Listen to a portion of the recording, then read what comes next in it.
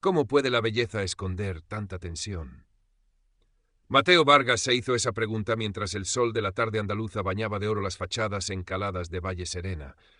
El aire olía a zahar y a tierra seca, un perfume que había olvidado durante sus años construyendo futuros de acero y cristal en ciudades lejanas. Había regresado a su pueblo natal, a este rincón montañoso de Andalucía, no por nostalgia, sino por un encargo singular. La restauración del Palacete de los Almendros, una joya olvidada que ahora, bajo su mirada analítica de arquitecto de renombre, prometía renacer. Observaba los planos extendidos sobre el capó de su coche, un vehículo elegante pero discreto que contrastaba con el polvo del camino. Cada línea, cada medida, representaba orden, lógica, un control sobre la materia que le definía. Pero bajo la quietud aparente de Valle Serena, percibía una disonancia, una corriente subterránea de inquietud que enturbiaba la postal perfecta. Lo sentía en las miradas esquivas de algunos vecinos, en el silencio que caía abruptamente en el bar de la plaza cuando ciertos temas salían a colación. Decidió caminar hacia el centro, buscando la posada del río, regentada por Elena Ramírez, una mujer cuya familia conocía vagamente de su infancia. La encontró tras el mostrador de madera oscura, un espacio acogedor que olía a café recién hecho y a pan de pueblo. Elena, una mujer de unos 30 años, de ojos vivaces pero ensombrecidos por una preocupación latente, le sonrió con una calidez forzada. Hablaron de trivialidades, del tiempo, del proyecto del palacete. Mateo notó cómo sus manos apretaban nerviosamente el paño con el que limpiaba la barra. Algo no iba bien. El estruendo rompió la calma. 3 motocicletas imponentes, cromadas y ruidosas como bestias metálicas, aparcaron bruscamente frente a la posada, casi bloqueando la estrecha calle empedrada. De ellas descendieron hombres corpulentos, vestidos de cuero negro gastado, con parches que proclamaban su pertenencia a los halcones negros. El líder, un hombre de 50 y tantos años, rostro curtido y marcado por cicatrices, con elaborados tatuajes asomando por el cuello y los brazos, una extraña mezcla de iconografía precolombina distorsionada y emblemas agresivos de motero, se adelantó. Su presencia física era abrumadora, una fuerza bruta, contenida. Era Ricardo el Martillo Gómez. Mateo observó desde el interior, su mente analítica activándose instintivamente. Notó la forma casi ritual en que el Martillo aparcó su moto customizada, en un ángulo preciso respecto a la acera, una extraña meticulosidad en medio de la demostración de poder. Los otros 2 moteros imitaron su posición, aunque con menos exactitud. El Martillo entró en la posada, sus pesadas botas resonando en el suelo de baldosas hidráulicas. Sus ojos fríos recorrieron el local antes de fijarse en Elena. Elena, bonita. Su voz era grave, con un deje de autoridad que no admitía réplica. Ya sabes a qué venimos. Elena palideció, pero mantuvo la compostura. Ricardo, esta semana ha sido floja. No son excusas lo que quiero oír, la interrumpió el Martillo, acercándose al mostrador. Apoyó una mano pesada sobre la madera. Es la cuota, protección, para que este bonito sitio siga siendo bonito. Su mirada se desvió hacia una pequeña estantería con cerámica local. Con un gesto rápido y despectivo tiró una pieza al suelo que se hizo añicos. Los accidentes pasan, ¿entiendes? Elena ahogó un grito. Los pocos clientes presentes desviaron la mirada, encogiéndose en sus asientos. El miedo era palpable, una capa espesa que ahogaba el aroma a café. Te doy hasta mañana, sentenció el Martillo. Y asegúrate de tenerlo todo. Odio tener que volver por nada. Hizo un gesto casi imperceptible, un tic nervioso en el ojo derecho, antes de darse la vuelta. Sus hombres le siguieron, dejando tras de sí un silencio cargado y los fragmentos de cerámica rota. Mateo permaneció inmóvil, procesando la escena. La brutalidad era evidente, pero también lo era la extraña coreografía del líder, esa precisión casi obsesiva en sus gestos finales. Era una contradicción que su mente de arquitecto, entrenada para encontrar patrones y estructuras ocultas, no podía ignorar. La injusticia flagrante, la perturbación del orden tranquilo que había venido a buscar, encendieron en él una chispa de determinación fría. Esto no podía quedar así. El caos había invadido su proyecto de restaurar no solo un edificio, sino quizás también la paz de Valle Serena. Y él, Mateo Vargas, el hombre que construía sobre la lógica y la precisión, no podía permitir que la estructura misma de la comunidad se derrumbara bajo el peso de la intimidación irracional. Su regreso a casa acababa de adquirir un propósito inesperado y peligroso. Los días siguientes confirmaron la atmósfera de miedo que atenazaba Valle Serena. Los halcones negros eran una presencia constante, sus motos patrullando las calles como depredadores marcando territorio. La extorsión a Elena no era un caso aislado. Mateo pronto descubrió, a través de conversaciones discretas y la ayuda reticente de algunos vecinos que empezaban a confiar en él gracias a la intermediación de Elena, que muchos pequeños negocios sufrían la misma presión. Pagaban la cuota de protección en silencio, resignados a la ley del más fuerte. Mateo decidió actuar, pero no impulsivamente. Su fuerza no residía en la confrontación física, sino en el análisis y la planificación. Comenzó a observar a los halcones con la misma meticulosidad que aplicaba a la restauración del palacete. Desde la ventana de su estudio improvisado en la obra o desde un café discreto en la plaza, empezó a documentar sus rutinas. Pronto detectó patrones sorprendentes. Las rondas de extorsión, especialmente las lideradas por el Martillo, seguían horarios casi inamovibles. Las rutas eran siempre las mismas. La forma de aparcar las motos, el tiempo que pasaban en cada lugar, todo parecía seguir un guión invisible, pero rígido. Recordó el gesto del Martillo en la posada, la precisión de sus movimientos. ¿Era disciplina férrea o algo más? ¿Una compulsión oculta bajo la fachada de brutalidad? Empezó a tomar notas detalladas, a hacer fotografías discretas con su teléfono, siempre fechadas y geolocalizadas. Utilizó software de arquitectura no para diseñar edificios, sino para mapear los movimientos de la banda, superponiendo rutas y horarios en planos digitales del pueblo. La rigidez del Martillo era asombrosa. Parecía atrapado en sus propios rituales. Elena se convirtió en su principal aliada. Superado el miedo inicial, su determinación crecía. Se movía por el pueblo, hablaba con otros comerciantes, con camareros, con repartidores. Su red analógica recopilaba información vital. ¿Quién pagaba? ¿Cuánto? ¿Con qué frecuencia? ¿Qué amenazas específicas se habían proferido? Usaban señales discretas. La posición de una maceta en el alféizar de Elena indicaba si los halcones estaban en la zona norte o sur. Un tipo específico de pastel expuesto en el mostrador significaba que el Martillo había pasado esa mañana. Métodos sencillos, invisibles para la mirada arrogante de los moteros. Mateo también empezó a notar la presencia de los halcones alrededor de su obra. No eran amenazas directas, sino pequeños actos de sabotaje, herramientas desaparecidas, un saco de cemento rajado, miradas sostenidas y amenazantes cuando pasaban. Era una forma de medirle, de tantear su reacción. Quizás veían su proyecto, financiado desde fuera y visiblemente costoso, como una nueva y lucrativa fuente de ingresos. Un día, mientras supervisaba la delicada colocación de una viga restaurada, el Martillo se detuvo frente a la obra. No dijo nada. Simplemente observó con sus fríos ojos, su mirada recorriendo la fachada, a los obreros y finalmente a Mateo. Hubo un instante de tensión pura, un choque silencioso entre dos mundos, el orden calculado de Mateo contra el caos controlado del Martillo. El motero hizo de nuevo ese gesto, el tic en el ojo, antes de arrancar su moto con un rugido y marcharse. Esa noche, Mateo decidió que era hora de involucrar a la ley. Reunió sus observaciones iniciales, horarios, rutas mapeadas, las primeras fotos, el testimonio indirecto de Elena. Solicitó una reunión con el capitán Javier Silva, jefe del puesto local de la Guardia Civil. Silva, un hombre de unos 50 años, con el rostro curtido por el sol y una mirada escéptica pero profesional, escuchó a Mateo con paciencia. Examinó los mapas, las notas. «Señor Vargas», dijo finalmente, su voz grave, «aprecio su preocupación y su esfuerzo, pero lo que tiene aquí son patrones, observaciones. Necesito pruebas directas. Testimonios firmes, grabaciones de amenazas, pruebas de pagos forzados. La intimidación es difícil de probar en un juzgado si las víctimas no hablan». Mateo entendía la postura de Silva. El sistema legal requería evidencia sólida, no inferencias por muy lógicas que fueran. «Capitán, entiendo, pero creo que la clave está en su rigidez, en su predictibilidad. Si podemos demostrar el patrón sistemático, la organización detrás de la extorsión». «Siga investigando, señor Vargas», le interrumpió Silva, aunque con un matiz menos escéptico que al principio.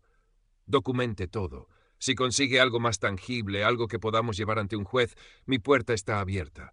Pero tenga cuidado, esta gente no juega».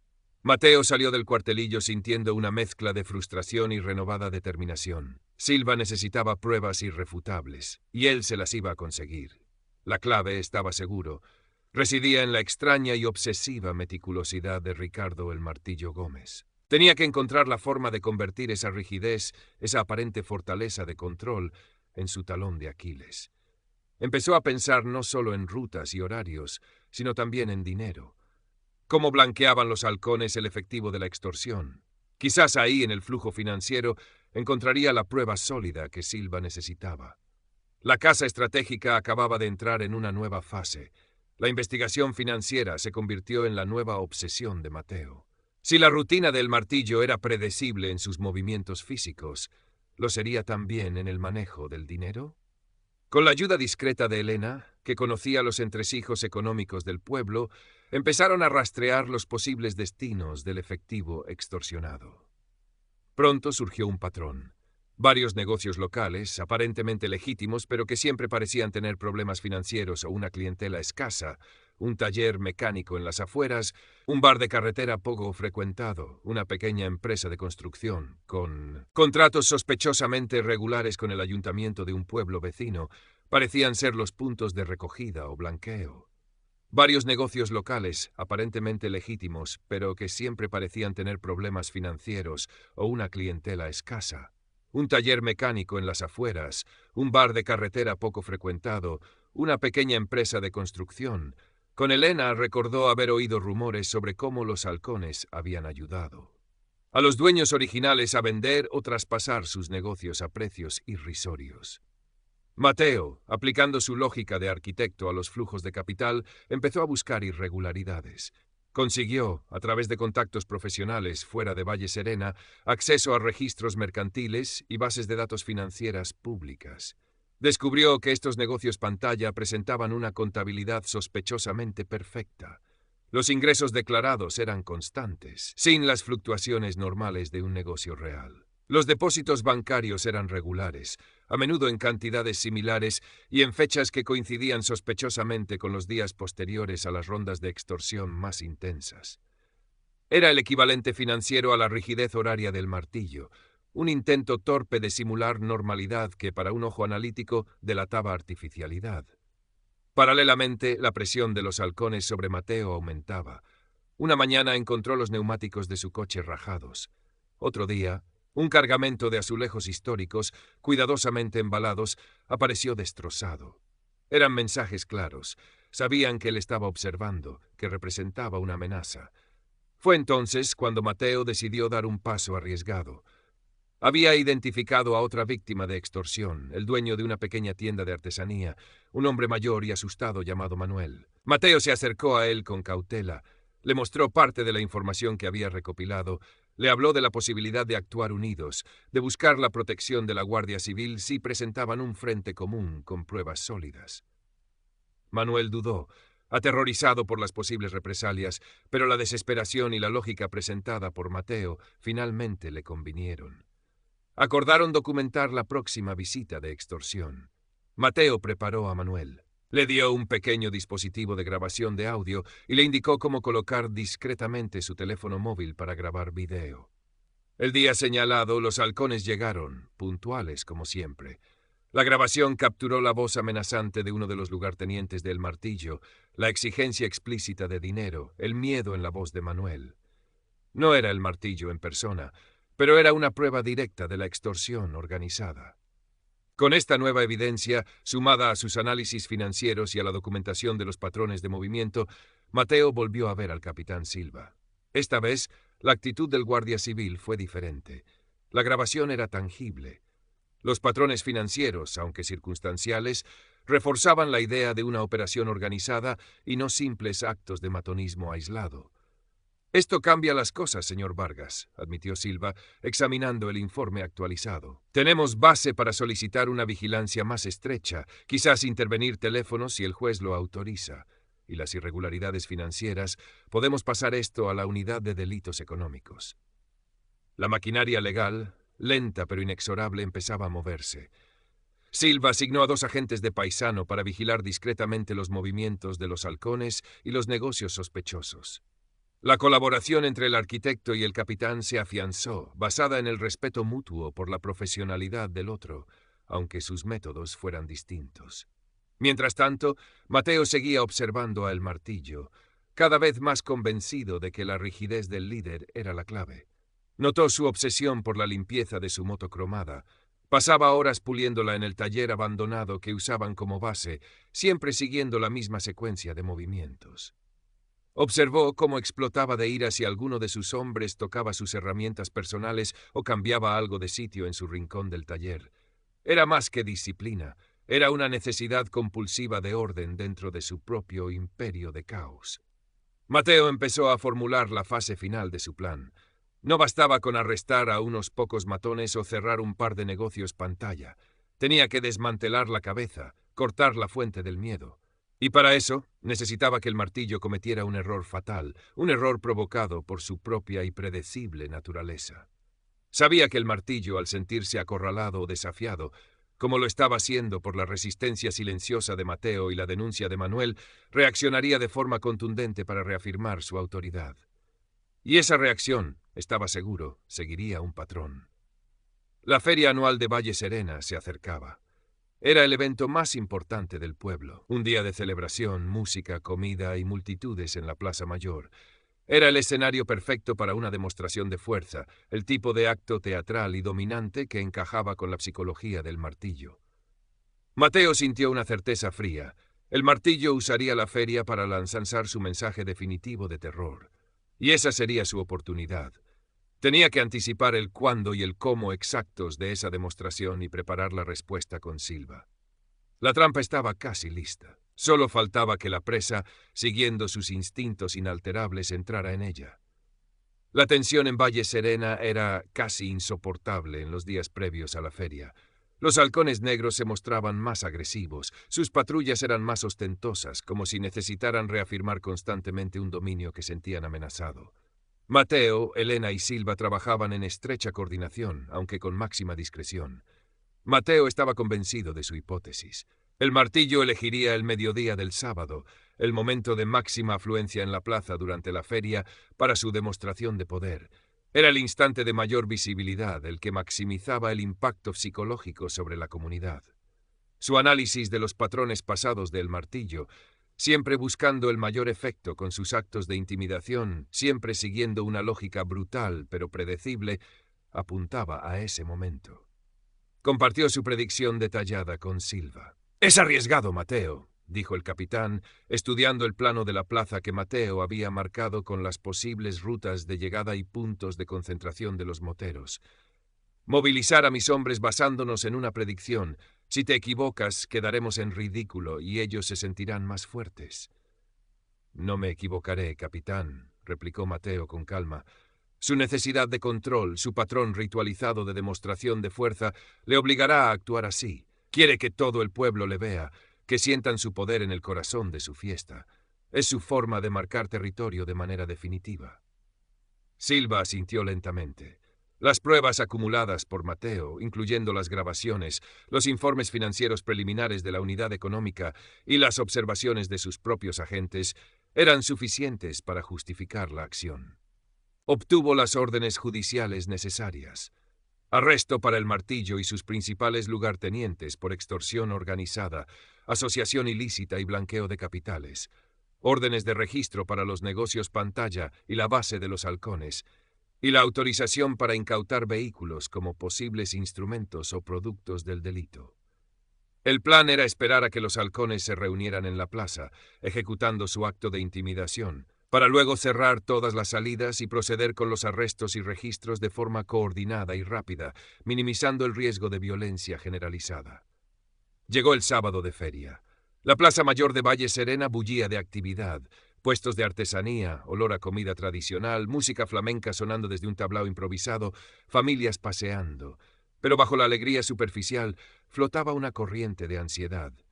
Muchos sabían, o intuían, que algo iba a pasar. Mateo estaba en un segundo piso con vistas a la plaza, comunicándose discretamente por radio con Silva, cuyos hombres estaban apostados en puntos estratégicos, vestidos de paisano o esperando en vehículos camuflados en las calles adyacentes.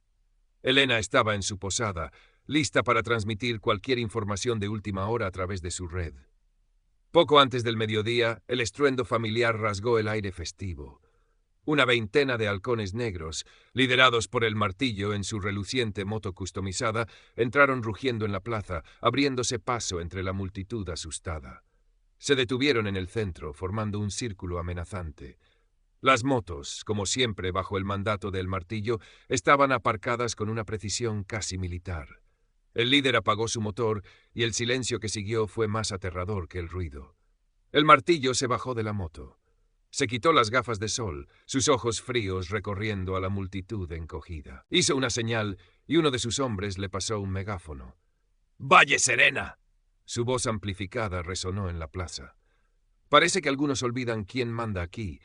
Creen que pueden desafiar a los halcones negros, creen que pueden esconderse detrás de muros bonitos. Su mirada pareció buscar a Mateo entre los balcones o lloriquear a la ley. Soltó una risa seca y despectiva. Hoy les recordaremos cuál es su lugar. Hoy aprenderán a respetar. Era el momento culminante de su ritual de dominación. La humillación pública, la demostración de fuerza incontestable. Estaba tan inmerso en su propio guión, en su necesidad compulsiva de ejecutar el acto según su patrón, que no percibió las sombras que se movían en los bordes de la plaza, ni los vehículos que bloqueaban discretamente las salidas. Ahora. La voz de Silva sonó clara en el auricular de Mateo. Como una coreografía perfectamente ensayada, los agentes de la Guardia Civil convergieron en la plaza. No hubo disparos ni gritos de ataque. Simplemente avanzaron, formando un cordón firme. Varios vehículos oficiales entraron, bloqueando cualquier escape. Silva, ahora uniformado, se adelantó con un megáfono propio. «Ricardo Gómez, alias El Martillo, queda detenido por orden judicial por los delitos de extorsión, asociación ilícita y blanqueo de capitales.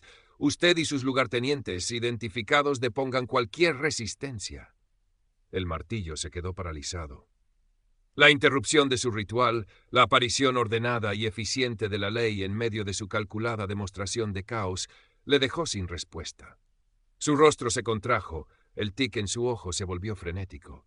Miró a sus hombres, esperando una reacción violenta que no llegó. La mayoría estaban tan sorprendidos y rodeados que solo podían levantar las manos. Los agentes procedieron con rapidez arrestando al Martillo y a una docena de miembros clave. Otros empezaron a precintar las motocicletas, mientras equipos simultáneos entraban a registrar los negocios pantalla y la base del taller. La multitud observaba en un silencio atónito, que lentamente se transformó en murmullos de alivio y aplausos contenidos. Mateo observó desde el balcón. No sintió euforia, sino una tranquila satisfacción. La lógica había prevalecido.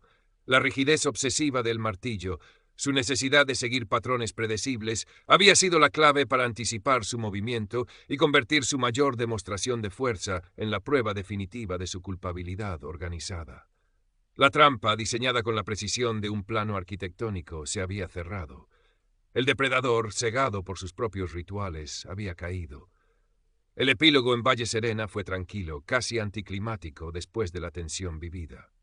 Con el Martillo y sus principales secuaces bajo custodia, enfrentando cargos sólidos respaldados por la meticulosa documentación de Mateo y las pruebas recogidas por la Guardia Civil, el resto de los halcones negros se dispersó rápidamente. La estructura de miedo que habían impuesto se desmoronó sin su líder y su núcleo duro. Los negocios pantalla fueron intervenidos, revelando la extensión del blanqueo de dinero. Las pruebas financieras, corroboradas por los testimonios de víctimas que ahora se atrevían a hablar, pintaban un cuadro claro de una organización criminal sistemática. La perfecta contabilidad se convirtió en una hoja de ruta para los investigadores. El pueblo respiró aliviado. La feria continuó al día siguiente, esta vez con una genuina atmósfera de celebración. La gente volvía a sonreír abiertamente, las conversaciones fluían sin temor en los bares y tiendas. Elena regentaba su posada con una nueva ligereza. El negocio empezaba a recuperarse ahora que la sombra de la extorsión había desaparecido. Se convirtió, junto con Mateo, en un símbolo discreto de la resistencia silenciosa de la comunidad. Mateo Vargas supervisó las últimas fases de la restauración del Palacete de los Almendros. El edificio recuperaba su antiguo esplendor, sus muros blancos brillando bajo el sol andaluz, sus detalles arquitectónicos restaurados con una precisión que ahora parecía tener un significado más profundo. Había llegado buscando un proyecto profesional y un respiro de su ajetreada carrera internacional, y había terminado restaurando no solo piedra y madera, sino también el tejido social de su pueblo natal. Una tarde, mientras el sol se ponía pintando de naranja las montañas circundantes, compartió un café con Elena y el capitán Silva en la terraza de la posada. Nunca pensé que un arquitecto pudiera ser tan eficaz en este tipo de asuntos, admitió Silva con una sonrisa irónica. Sus métodos no son los habituales, pero funcionaron. Solo apliqué la lógica, capitán, respondió Mateo, mirando la plaza ahora tranquila. Observé la estructura, identifiqué las debilidades en sus propios cimientos. El martillo construyó su poder sobre la intimidación, pero también sobre una rigidez que lo hizo predecible.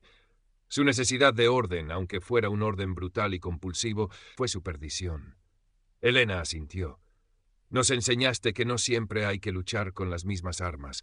A veces entender cómo piensa el enemigo es más poderoso que enfrentarlo directamente.